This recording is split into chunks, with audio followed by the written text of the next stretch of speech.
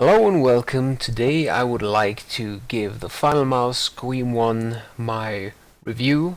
I just received the mouse a few days ago and now was able to give it a proper test run in the last days, and today I'd like to summarize my points about the mouse in a short review.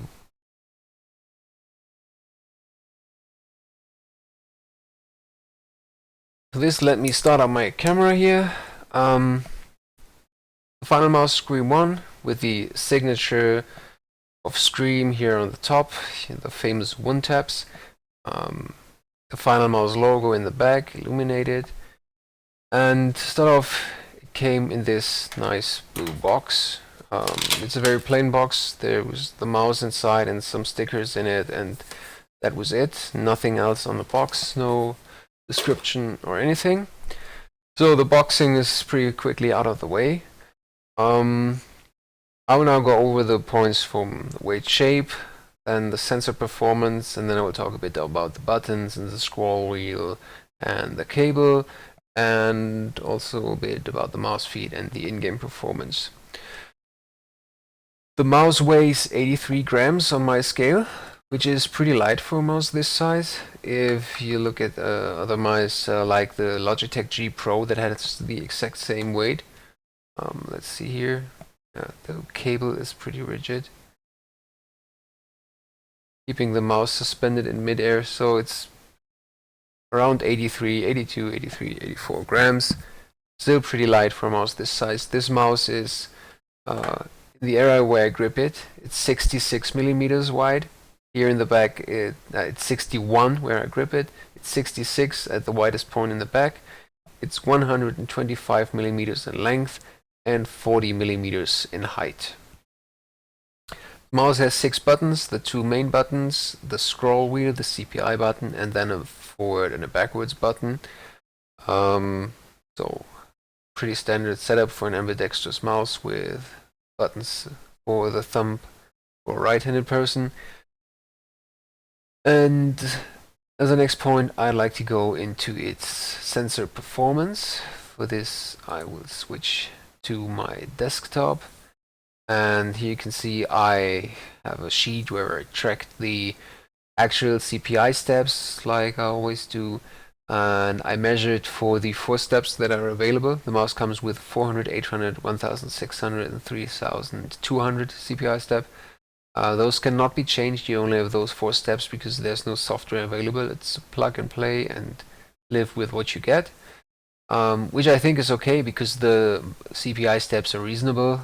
You don't really need more than 3200, and all those are the standard CPI steps that most people use anyway. For the FinalMouse Scream 1, they were all a bit higher than the proclaimed value. 400 was really 414. You can see here my 3 measurements. That's the method I do. I do 3 measurements for each CPI step, and then get the average out of that, because it's, especially at the higher CPI values, it's not easy without a machine to accurately test this, so go by a mass of measurements and then see what's the average. So take those with a grain of salt, but it's pretty consistent throughout. So 800 is really 833, etc., which means they're all about 4% above their proclaimed value, which is okay because this is pretty it's stable. There are no sudden drops, and once you use the mouse, you'll just get used to whatever its value is. So this is not too bad. It's just something that I'd like to point out. What I also like to show here shortly is the mouse performance and mouse tester. This Scream 1 uses the Pixar 3360 sensor, so the best sensor currently available, which can track up to 7 meters per second, so fast enough. I think on my mouse pad in the setup like I sit right now, I can maybe do 4.5 meters per second if I really try. And I think I lifted the mouse in between. Oh no, I didn't. So yeah, this one was 5 meter per second swipe that I and you see the mouse has no problem tracking up to speeds that high, even though I typically don't have that fast hand movement in games. Let's see, for the frequency, it was also rather stable. Back here is where I slowed down with the mouse again, so let's see, yeah, this is where I already stopped, so the polling also dropped, and up here it's rather stable. I think I have some game in the background running, and those points, they just happen. That's more of my system and less to do with the mouse. So I think that's a pretty good evidence that the sensor performs like you'd expect it to. What I'd also like to do is just quickly show that the mouse has no angle snapping enabled, which it shouldn't. The sensor doesn't come with angle snapping enabled regularly, and yeah, as you can see, I can do some pretty neat circles with it without any borders here. Those parts where it looks like it's straight, that is because the curvature that I do is so minimal that the screen has to decide between the 2 pixels where to go, but the actual movement is not, there's no angle snapping. I can do angles in any way I want. So that's also fine. Can skip away from that. The last thing in terms of performance I like to do is the speed-related accuracy variance test. For this I've set up Team Fortress here because it's the easiest for me to do this setup. I move my mouse to one side so I'm locked against my keyboard here as a starting point. Then I have a button to reset it to 0, 0, 0. You can see it in the top right corner at the point angle, because now we're going to test the angles and how accurate the angles go back and forth. I'll start here, and now I'll do a quick move to, I'll start at 0, 0, 0, and I'll do a quick move to the right, and then I'll go slowly back and see where I end up. I should be in the same place as I started. Oh, and now I almost pretty much am. It's the second value in the angular column is the important one, which is now 0.04. That is pretty much exactly where I want to be. Now let's see where I land this time. This time I'm at 0.99, which is also very good. And once more, 0.95. Minus 2.36, but still also very accurate. And now we're doing a slow move in this direction, faster move in this direction, and we're also 1.37. That is also pretty good. So as you can see, I always landed kind of in this area, and there's a lot of human error in this method of testing involved, so I think the mouse really passes this test. I tried it using it in game. I never had a problem with any missing my shots because my muscle memory was off. So I think that's very good here.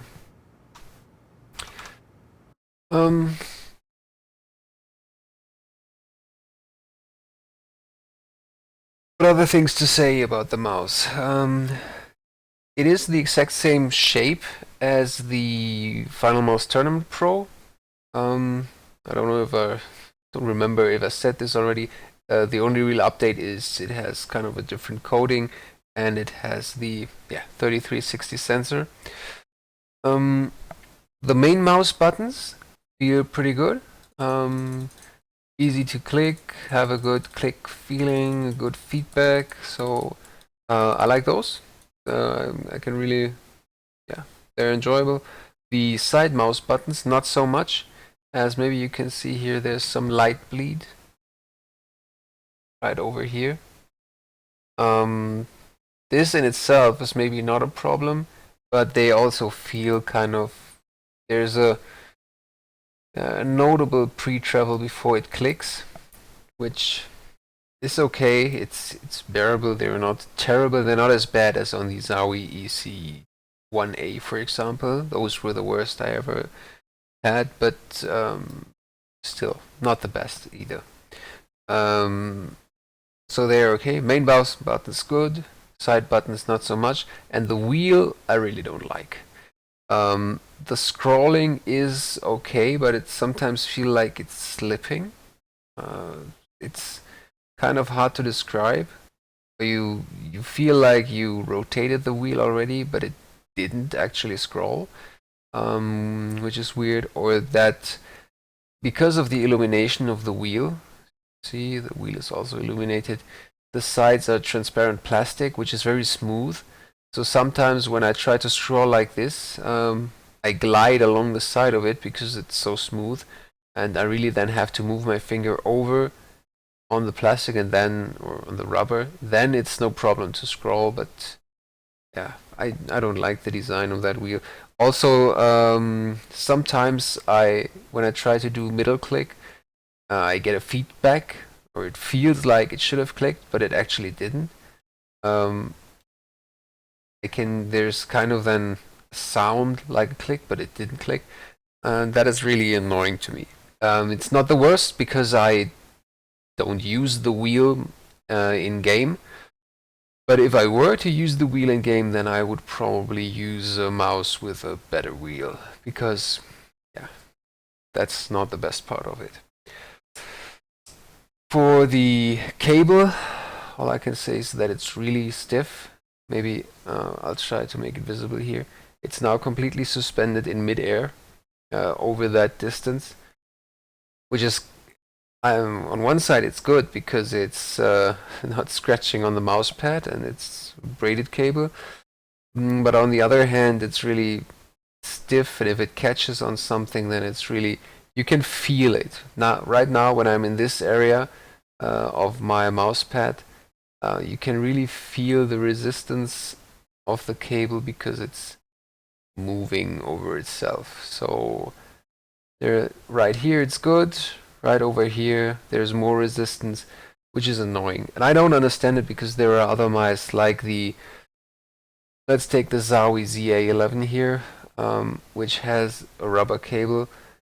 This one is not suspended by itself. I have it taped to my monitor up here, so that's why this one stays in the air. If it was not attached to the monitor, it wouldn't do that. And this one feels rather weightless. And then of course you have something like the custom mouse cables like the Caesar Paracord, which are the best thing you can get because they're so light, it's like a wireless mouse. But yeah, those can't be sold with regular mice because of FCC regulations. Let's not go over this in detail here. So the mouse cable also not the best. It's really thin, that's a good thing, but otherwise, I don't know. It can really be improved upon. For the mouse feet, those are okay. They are an improvement over the prototype model that I had, which I gave a short review on Overclock, because those feet over here, they had edges which have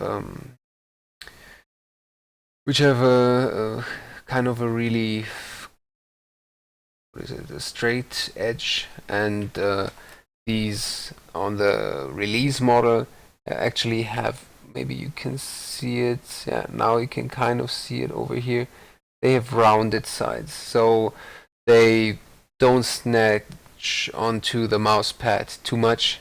For this early model that I had, when I did swipes, sometimes it felt like like it's scratching on the mouse pad.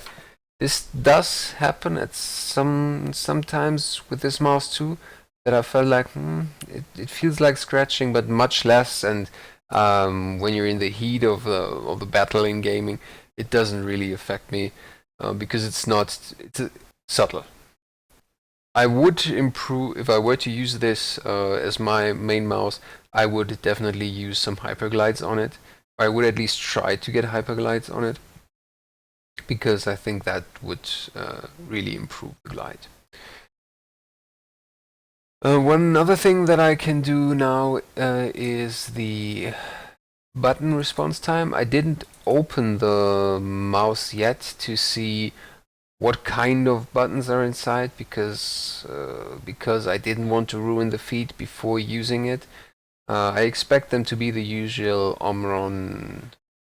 I don't know the type. The ones that I used in almost any mouse, but I'm not sure. But I expect that. I will look into that later and probably have pictures ready for my written review. So, but now I will quickly go back to desktop and show you the button response test for this. The only other mouse I have plugged in right now is the Zowie ZA11, and I expect the Scream one to severely beat the ZA11 because the Zowie mice really don't have the best button response time. The ZA11 is around 7 milliseconds behind or slower than typical Logitech mouse, or even more, like 9 milliseconds. So I guess the Scream one will beat this. Let's see. The Scream one will show up as mouse. If it wins this button meshing test, it will show up as A because I will use the left mouse button for that and the right mouse button for the Zowie. And now let's see. And as you can see here, the Scream one is faster by 7 to 8 milliseconds on average, which was to be expected. So button latency looks good. Now as a final verdict on the mouse, the shape is not for me. It's not bad, I can use it. If this would be gifted to me and I'd have no other option, I'd have no problem using it. I used it for 2 days now for a few hours at a time, and that worked fine. But I now prefer a different shape than this, because despite its width, it's a bit wider than even the ZA11, the biggest Zowie ambidextrous mouse, or the FK1 Plus, which is maybe the same width, but it feels kind of narrow back here in my palm somehow. The ZA11 fills my hand more, so to say. This one much less, and even then, if it weren't this one, then I would be using the Logitech G Pro, which is, as you can see here, is significantly smaller, but it also fits somehow it really fits in my hand better. So I've been using this one for a long time. Recently switched it up a bit just out of boredom, and now also gave this mouse a try.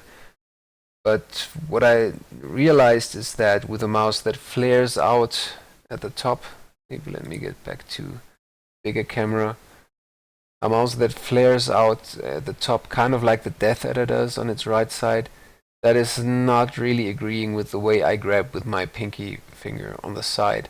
So with something like the G Pro that flares inwards here, that is much better for me. So this is really the point that makes this shape better than I anticipated, and which makes the Scream one worse than I initially thought it would be because of the bigger width, so to say. So it will not be my daily driver, but it's okay mouse. It's a good mouse actually. Despite all the memes going around, I think it's a good mouse, but it's kind of pricey for what it offers. I will look at the internals, but I suspect it will not have an Alps encoder for the wheel, because then the wheel would feel a lot better. Probably, I don't know if it's even a mechanical encoder. And what I found from the prototype was also the internals were not bad, but they were also not really there to allow it to be that pricey. Because if I look it up on Amazon right now, look up its price, I think it's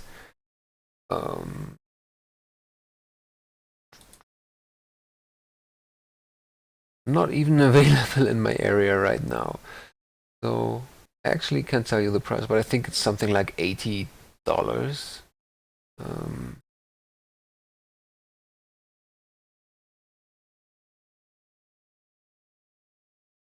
Oh yeah, $80. It was $80. It's now down to $70, which I think is still a lot, but more reasonable in today's market.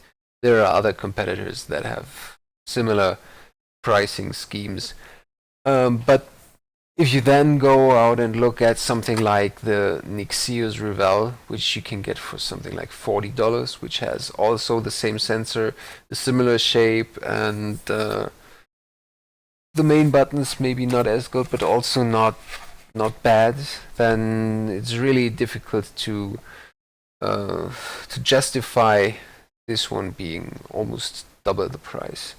Especially if you look at some of the other recent models like the Ventus X from TT Esports, which is a completely different shape of mouse, obviously, but this one comes at like €50, and it has top-notch components inside. It comes with software that you can customize it. It's also really light for its size. This one, for example, has an excellent scroll wheel.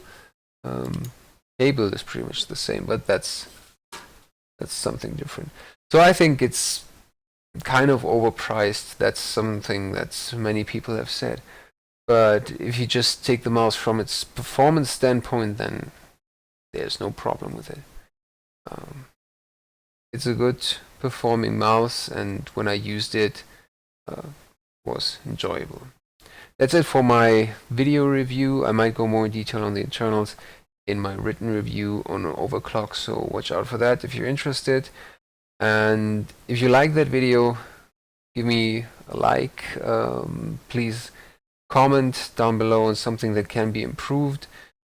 I did all of this now in one take, so there's probably some hiccups in here, but I wanted to get this out now that I had my feelings for the mouse sorted out. That's it. Have a nice day and see you next time.